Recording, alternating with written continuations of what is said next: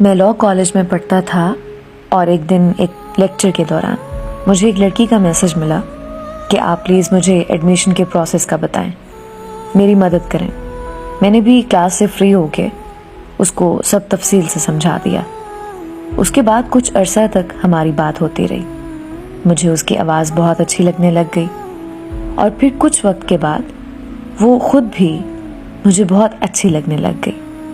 میں نے اسے اظہار محبت کیا تو اس نے صاف انکار کر دیا اور کہا کہ میری زندگی میں پہلے سے ہی کوئی ہے اور میں اس سے محبت کرتی ہوں۔ یہ سن کر مجھے بہت تکلیف ہوئی، لیکن میں اسے کھونا نہیں چاہتا تھا تو میں خاموش ہو گیا۔ پھر اس نے مجھے بولا کہ میں آپ کو بلاک کرنے لگی ہوں، پلیز میری بات کا برا نہیں ماننا اور میری مدد کرنے کا شکریہ۔ اس نے مجھے بلاک کر دیا۔ کچھ دنوں بعد اس نے مجھے ان بلاک کیا اور بولی کہ ہم کیا دوستوں کی طرح رہ سکتے ہیں؟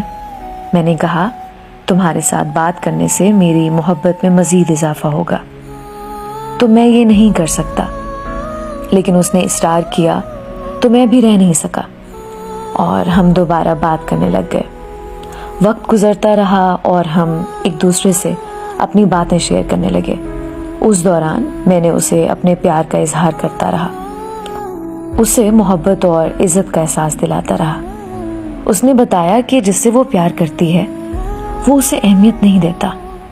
اس نے اپنی ساری تکلیف بتائی اور میں پوری رات اس کی باتیں سن کر اس کی ذہنی تکلیف کو کم کرتا۔ اس دوران میں اس کی محبت میں گرفتار ہوتا گیا اور آخر میں نے اسے فورس کر ہی دیا کہ وہ بھی مجھ سے محبت کا اظہار کرتے۔ اس نے بولا کہ وہ ایسا نہیں کر سکتی کیونکہ وہ ایک اچھی لڑکی نہیں ہے، اور بولی کہ تم مجھ سے بہت اچھی لڑکی کے قابل ہو، میں تمہارے قابل نہیں ہوں۔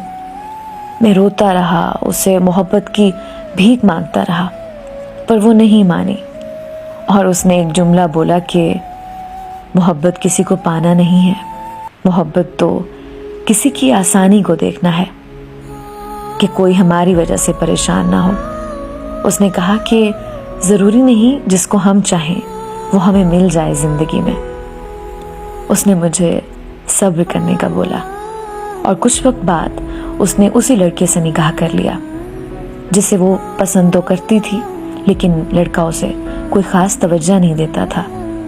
نکاح کے بعد اس کا میسج آیا کہ اب میرے بارے میں سوچنا چھوڑ دو اور زندگی میں آگے بڑھو، اور اس نے ایک آخری بات کی مجھ سے، کیا مجھے پریشان مت کرنا پلیز، کیونکہ تمہاری کسی بھی غلط حرکت سے میری زندگی بہت تکلیف دہ بن سکتی ہے۔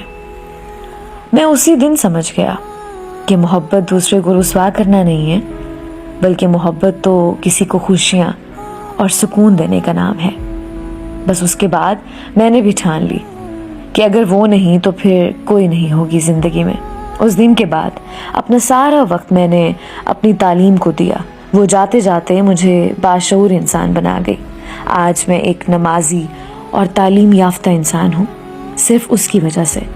آج بھی اسے محبت کرتا ہوں اور کرتا رہوں گا۔ آج بھی جب میں اداس ہوتا ہوں تو اس کی تصویر سے باتیں کر کے دل ہلکا کر لیتا ہوں، اور ہمیشہ اس کی کہی ہوئی ایک بات دہراتا ہوں کہ جوڑے آسمانوں پر بنتے ہیں، ہماری چاہ سے کچھ نہیں ہوگا، وہی ہوگا جو اس کی چاہ ہوگی۔